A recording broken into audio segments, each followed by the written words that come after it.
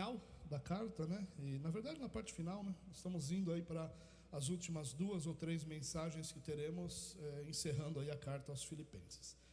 Irmãos, me permitam convidá-los aí por um exercício de imaginação, por um breve instante. Não vou pedir para você fechar os olhos, visualizar nada, calma, fica tranquilo. Mas eu vou pedir para você imaginar um homem acorrentado, confinado numa cela úmida, escura, lá numa prisão romana, sem nenhuma estrutura, sem nada que pudesse dar a esse homem algum tipo de conforto, longe da sua família, dos seus amigos, da sua liberdade. As paredes frias ou de pedra fria são seu único horizonte, e a incerteza do seu julgamento é a única certeza que ele tem. Humanamente falando, nós esperaríamos ouvir desse lugar um lamento, um desespero, talvez um grito sufocado de tristeza, um pedido de ajuda. Seria talvez a lógica ou a emoção que nos diriam para sentir esse tipo de coisa diante dessa privação. Mas e se eu te dissesse que esse homem, dessa prisão, nos enviou uma carta, e que essa carta não exala amargura, nem queixas, mas sim alegria contagiante, gratidão profunda e, de forma surpreendente, a revelação de um segredo para viver em pleno contentamento.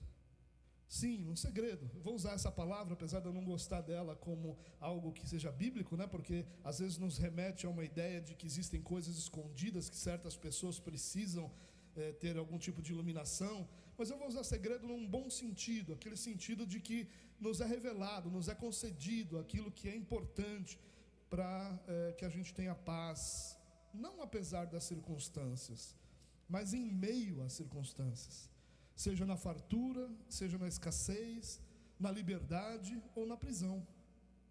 Parece ficção, né? Um roteiro talvez improvável aí para um filme, mas é a vida real do apóstolo Paulo, escrevendo aos Filipenses. E o que ele descobriu, ele compartilha conosco hoje em Filipenses 4, 10 a 13, que é o que nós vamos ler. Não apenas para apóstolos em prisões, mas essa mensagem é para cada um de nós que vivemos a nossa própria jornada, com nossas alegrias e tristezas, nossas conquistas e desafios, nossas próprias prisões e liberdades. Hoje, minha esperança é que a palavra de Deus nos convide a conhecer essa história e a descobrir que o contentamento verdadeiro não é um dom para poucos, não é algo da personalidade de alguns, nem a ausência de problemas, mas sim uma aprendizagem, uma escolha diária, um caminho de dependência em Cristo, que pode transformar radicalmente a nossa perspectiva de vida. Prepare seu coração, meu irmão, porque o apóstolo Paulo tem, o que ele tem a nos ensinar é de fato um tesouro inestimável para a nossa alma. Por isso eu quero convidar você para nós lermos juntos Filipenses capítulo 4, versos 10 a 13. O texto diz assim: fiquei muito alegre no Senhor, porque agora, uma vez mais, renasceu o cuidado que vocês têm por mim. Na verdade, vocês tinham esse cuidado antes, só que lhes faltava oportunidade.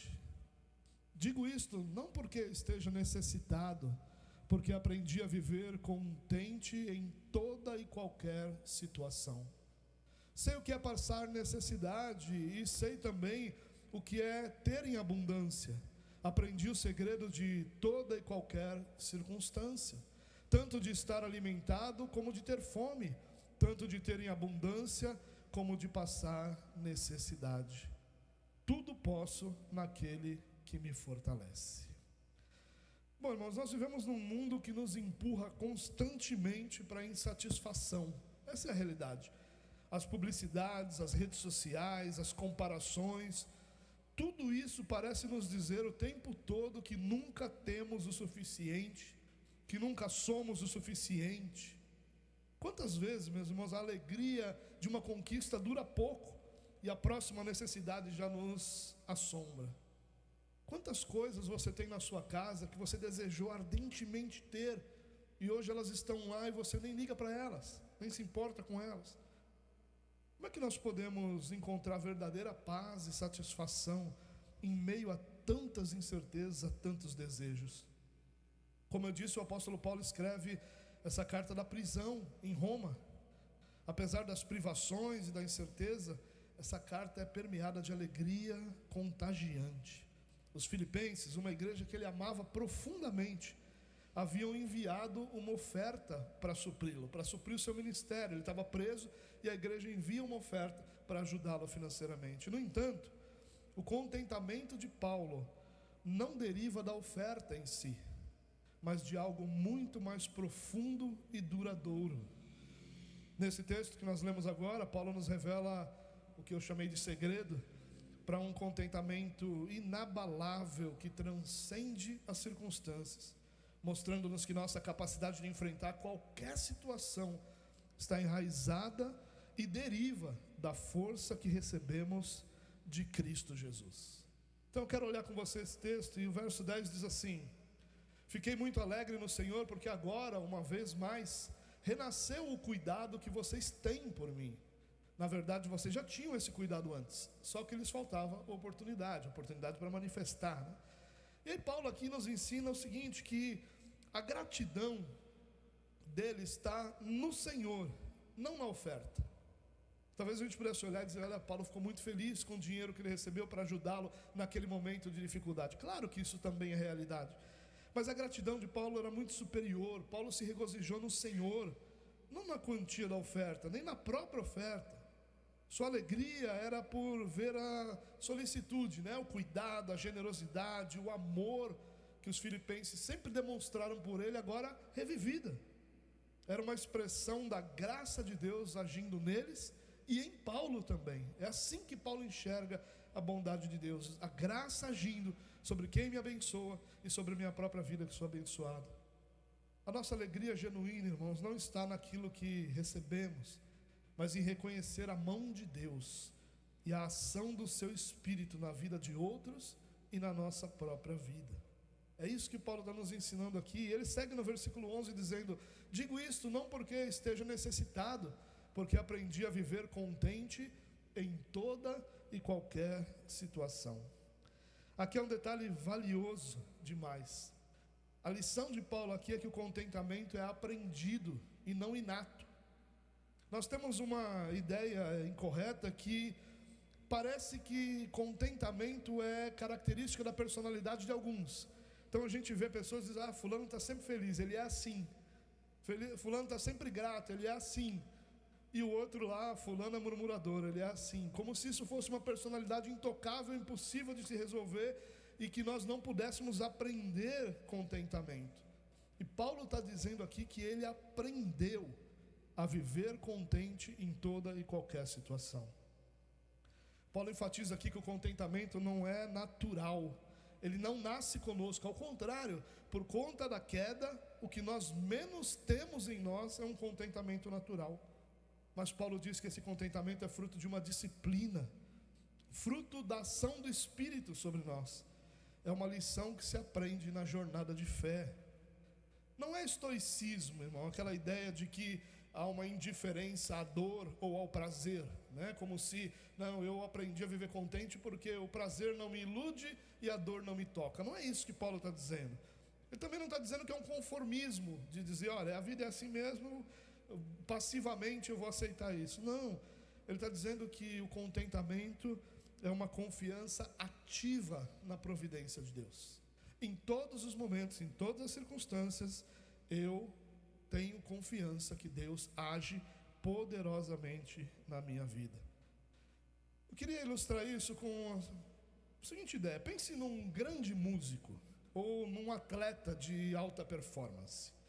Nenhum dos dois nasceu, nenhum músico nasceu tocando instrumento com maestria. Ainda que ele possa até ter algum dom natural ali, mas ele não nasceu tocando instrumento. Quando o bebezinho lá, em vez de falar, a primeira palavra foi papai, ele falou lá. Não tem isso, né? E o atleta de alta performance, ele não começou correndo uma maratona sem treino. Para ambos, há horas e horas de dedicação, de repetição, de desafios superados.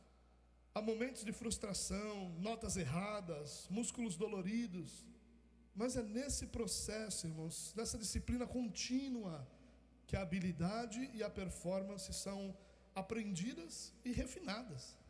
O contentamento é assim, não é um botão que nós apertamos quando nascemos, é um músculo da alma que precisa ser exercitado, é uma melodia que nós aprendemos a tocar na orquestra da vida. Paulo não disse eu sou contente naturalmente, ele disse eu aprendi a viver contente. Eu aprendi. Isso, irmãos, deve nos dar esperança, porque se ele aprendeu, todos nós podemos aprender. E aliás, o objetivo de Paulo aqui é realmente nos ensinar isso, que nós possamos aprender contentes, a viver contentes em todas as circunstâncias. No verso 12, ele aprofunda mais a ideia e diz: sei o que é passar necessidade, sei também o que é ter em abundância.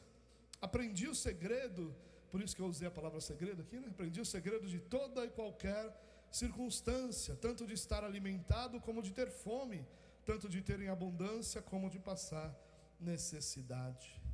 Paulo experimentou os extremos da vida. Ele teve fome, teve fartura, teve escassez, teve abundância. Isso mostra, irmãos, que o contentamento de Paulo foi testado em todas as direções. Não é fácil ser contente na falta, mas também não é fácil ser contente na abundância, a ponto de conseguirmos evitar a autossuficiência, a soberba, o esquecimento de Deus. Ele diz que em todas as circunstâncias ele aprendeu o segredo de viver contente. O segredo que Paulo descobriu é universal, irmãos, é aplicável a todas as situações da vida, não apenas à prisão, ao contexto dele. Esse segredo não é uma fórmula mágica, mas uma disposição do coração, uma postura de fé. Imagine o seguinte, que um navio, e a gente tem muitos por aqui por causa do porto, né? Um navio, e pensando nele, a gente pensa que no oceano ele vai enfrentar todo tipo de clima, dias de sol, de mar tranquilo, onde tudo parece perfeito, mas também tempestades violentas, com ondas gigantes, ventos furiosos. Em ambos os cenários, o que mantém o navio seguro no curso, o que é que mantém? Não é o mar calmo, nem a ausência de vento, mas a solidez da sua estrutura, a competência do seu capitão e, quando necessário, a firmeza da sua âncora. Paulo experimentou os dias de sol, que são os dias de fartura, e as tempestades, que são os dias de necessidade. E o segredo não era a ausência de tempestade, nem a confiança ou a constância do sol, mas uma âncora interna, uma força inabalável que o mantinha firme, seja qual fosse o ambiente externo. E essa âncora que Paulo vai nos ensinar aqui é Cristo Jesus, o nosso Senhor.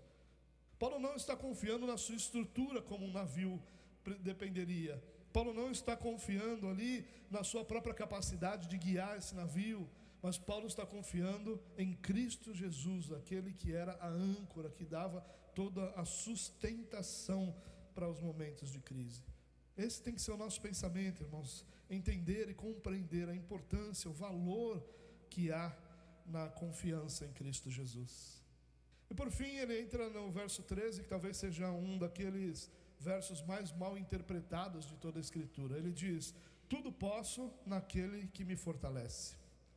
Mas esse versículo não significa que nós podemos alcançar qualquer desejo pessoal, na minha carreira, ou uma saúde perfeita, ou riquezas, se nós crermos o suficiente. Não é isso que Paulo está dizendo aqui.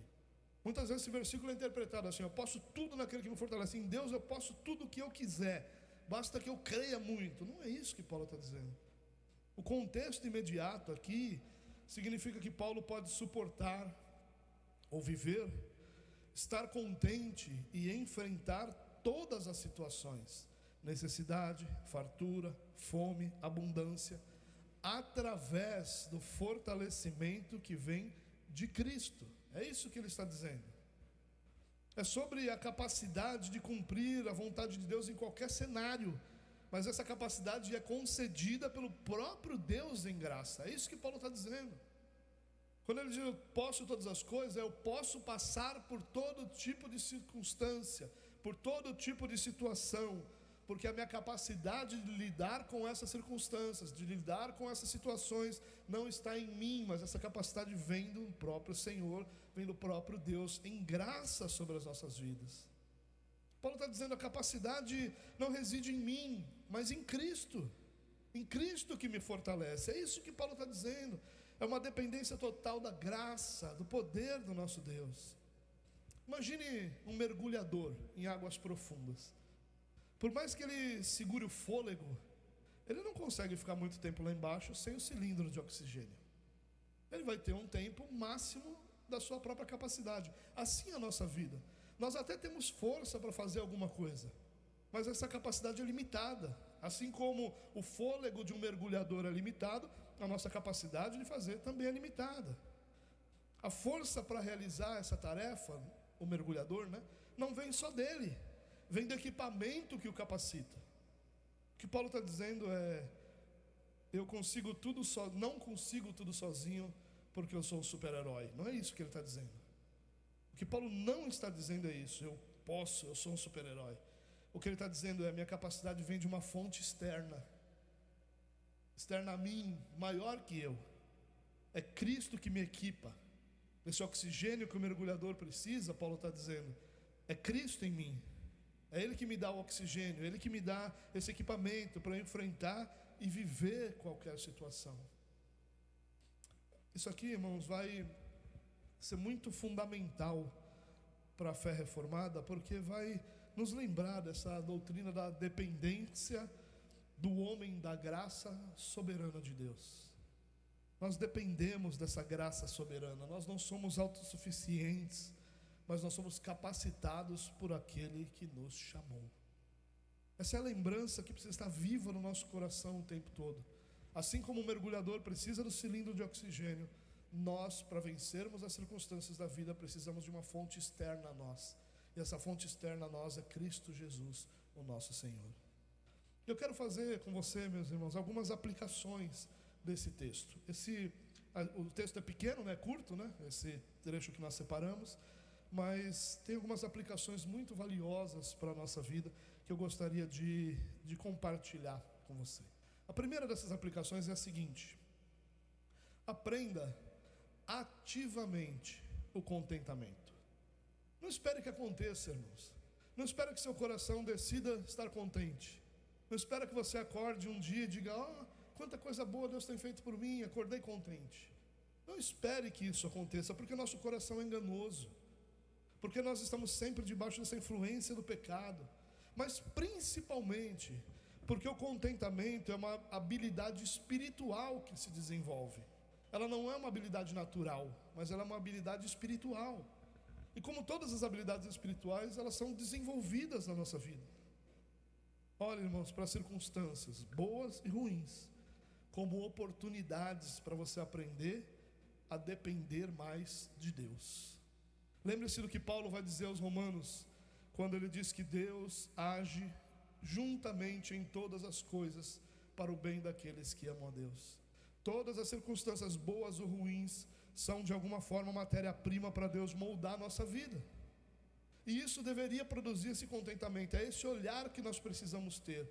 Quando Paulo nos ensina sobre contentamento como algo aprendido, e a gente vai chegar nessa conclusão de que nós devemos aprender ativamente o contentamento, nós precisamos examinar o nosso coração e nos perguntar: onde eu busco a minha segurança e minha satisfação? No que eu tenho, ou quem eu sou em Cristo Jesus? Ou as circunstâncias que estão ao meu redor, elas são ações de Deus para a minha vida, ou eu vivo simplesmente no acaso? E quando eu enxergo que em cada momento, em cada circunstância, seja ela boa ou ruim, há um agir de Deus sobre a minha vida, eu posso aprender o contentamento.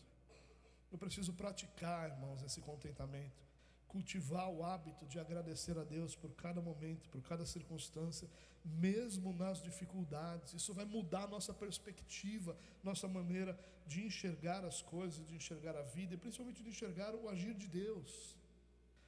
Eu penso muito, irmãos, por exemplo, quando os discípulos estavam lá no barco A Bíblia diz que se abateu sobre eles uma enorme tempestade, o barco estava a ponto de afundar. E aí o texto diz: Jesus, porém, dormia. E aí os discípulos vão desesperados acordá-lo, e ele se volta para os discípulos e diz: olha, por que vocês não creem? Por que vocês têm tão pouca fé? E ele repreende os ventos e os mares, e se faz a maior bonança, a maior calmaria. Agora, quantas vezes nós estamos passando por isso, e o final da circunstância ali é um final de que a ação de Deus vai me ensinar e edificar a minha fé, mas nesse meio do caminho eu estou enxergando tudo como uma ausência de Deus, tudo como se Deus não fizesse nada, como se Deus não agisse, como se Deus não amasse, como se Deus não se preocupasse. E aí esse meio do caminho, ao invés de ser uma jornada de fé, se transforma numa jornada de murmuração. Aprenda ativamente o contentamento. A segunda aplicação que eu quero compartilhar com você é: desenvolva uma perspectiva eterna. A nossa tendência é desenvolver uma perspectiva terrena. O que é perspectiva terrena? É a tirania das circunstâncias. As nossas vidas, irmãos, são cheias de altos e baixos. Cheias de altos e baixos. Eu sempre digo isso: a sua vida já foi melhor do que é hoje, mas já foi pior do que é hoje também. Você já teve mais dinheiro do que você tem hoje, mas você já teve menos dinheiro do que você tem hoje também. Você já esteve mais satisfeito com o seu trabalho do que você está hoje, mas você também já esteve menos satisfeito. A nossa vida é assim, cheia de altos e baixos. Você já sonhou coisas hoje, coisas para a sua vida que hoje elas não têm valor nenhum. Você já brigou por coisas que hoje você diz: não, essas coisas não são importantes como eu imaginava. A nossa vida é assim, ela é cheia de altos e baixos, e aí permeando esses altos e baixos está o nosso crescimento, a nossa maturidade. A gente vai desenvolvendo essa maturidade, os valores vão se adaptando, não os valores eternos, mas os valores momentâneos para nós, e a gente vai então percebendo realidades diferentes. Mas a gente às vezes vive nessa tirania. A circunstância governa a nossa vida. Se eu estou feliz no trabalho, eu continuo. Se eu estou infeliz, eu saio. Eu não tenho uma perspectiva de desenvolvimento. É tudo pela circunstância. Se o meu relacionamento está indo bem, está tudo bem. Se não está indo mal, joga fora. Não tem conserto, não tem trabalhar, não tem nada diferente do que viver a circunstância. Mas mesmo com as nossas vidas cheias de altos e baixos, irmãos, a nossa identidade diante de Cristo, ela permanece a mesma. Quem nós somos diante de Cristo e quem Deus é para nós, isso não muda. O que Deus pensa sobre nós, o que Deus decidiu sobre nós, os propósitos de Deus sobre nós, eles são imutáveis. Deus os estabeleceu na eternidade. Nós seremos moldados à imagem de Jesus Cristo, e nada vai impedir Deus de fazer isso, nem nós mesmos. Então, se liberte dessa tirania das circunstâncias, irmãos, e lembre-se que há algo maior do que a circunstância que você vive. Confie na soberania de Deus. O contentamento, ele é mais fácil quando nós cremos que Deus está no controle. Muitas vezes eu já disse para você, as pessoas costumam me perguntar muito o seguinte, é uma das perguntas que eu mais escuto. Às vezes a gente está discutindo ali questão da salvação, né? Aí normalmente alguém com uma capa de piedade muito grande, diz assim: vocês estão nessa discussão teológica tão grande, mas o que isso muda na prática? Né? Como se ela estivesse dizendo assim: eu não me importo com isso, porque na prática isso não muda nada. E eu sempre digo para ela: muda muitas coisas, mas a coisa que mais muda é a minha adoração. É a forma como eu me volto para Deus e como eu me comunico com isso. Isso é o que mais muda. E quando nós cremos na soberania de Deus, isso muda tudo em como eu me relaciono com meu Deus.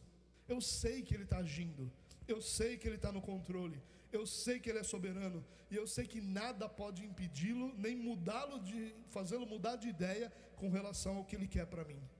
Ele vai moldar minha vida à semelhança de Jesus. E isso torna o contentamento mais fácil, porque eu sei que Deus está no controle, que Ele tem um propósito em todas as coisas e que Ele trabalha para o nosso bem. Alegre-se na provisão de Deus, irmão. Deus às vezes nos dá mesas fartas, mas às vezes nos dá mesas vazias. Em ambas as situações eu posso me alegrar, porque em ambos os momentos Deus proveu sobre a minha vida. Deus é o provedor. Mas a nossa postura é comumente uma postura de insatisfação. Lembre-se do povo quando recebeu o maná. Irmãos, o povo acordou e de repente tem um maná. Imagine que você acordasse todos os dias. Alguns aqui têm esse privilégio, né? Acordam, o pão já está na mesa, né? Não foi Deus que mandou diretamente ali, foi Deus que usou alguém para ir na padaria comprar, mas o pão está ali todos os dias. Você não precisa se preocupar, está ali, pronto, resolvido.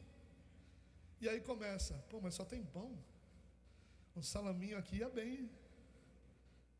Só tem mortadela de novo? Não deu para comprar um queijinho, não? O povo de Deus teve essa postura. Primeiro que não creu, ao ponto de que Deus disse, junte para o dia que amanhã vai ter de novo. O que o povo fez? Juntou, alguns, né, juntaram para vários dias, apodreceu. Primeiro que demonstrou ali que não cria, mesmo tendo visto o maná. E depois começaram a murmurar, poxa, mas uma carninha, né? Ia bem. Um dia desses, irmãos, eu tive uma experiência assim, né? Eu falei para a Karen, irmão, amor, eu estou comendo tanto frango, que eu fui fazer a barba, saiu uma pena, não um pelo. Está nascendo.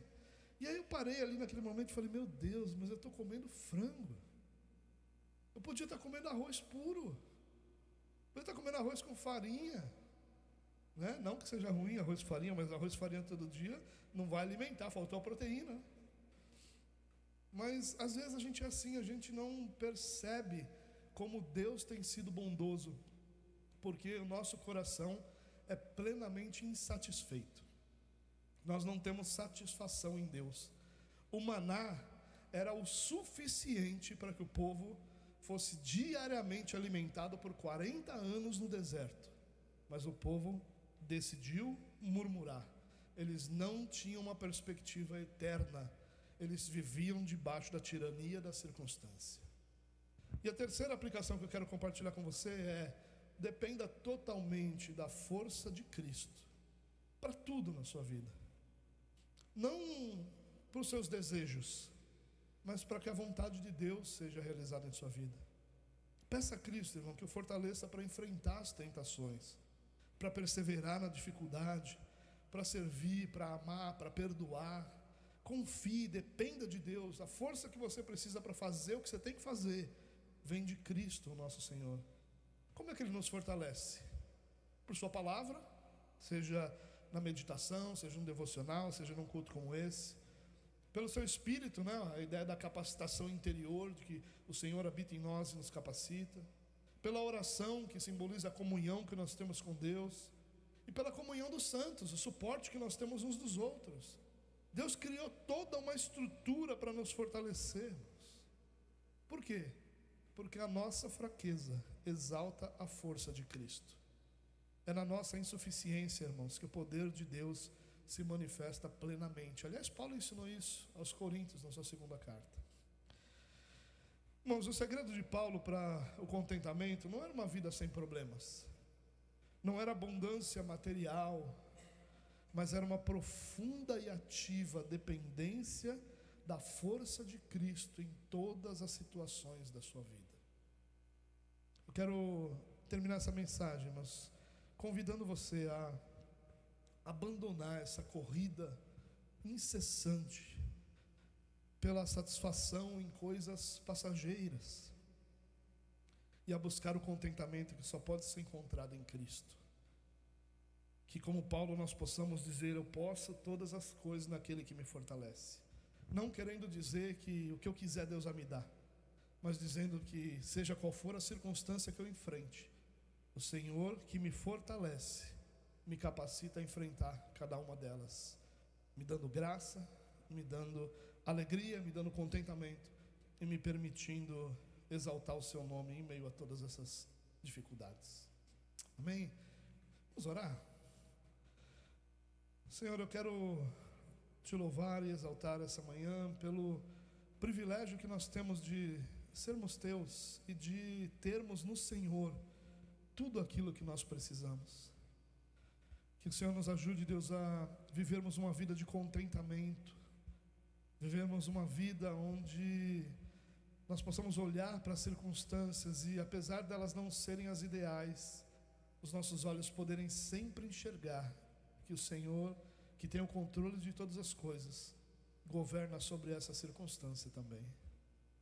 Ajude-nos, Deus, a termos um coração não apenas alegre nas circunstâncias, mas contente no Senhor, por causa do Senhor, e olhando para a eternidade, naquilo que o Senhor tem nos dado e feito continuamente sobre a nossa vida.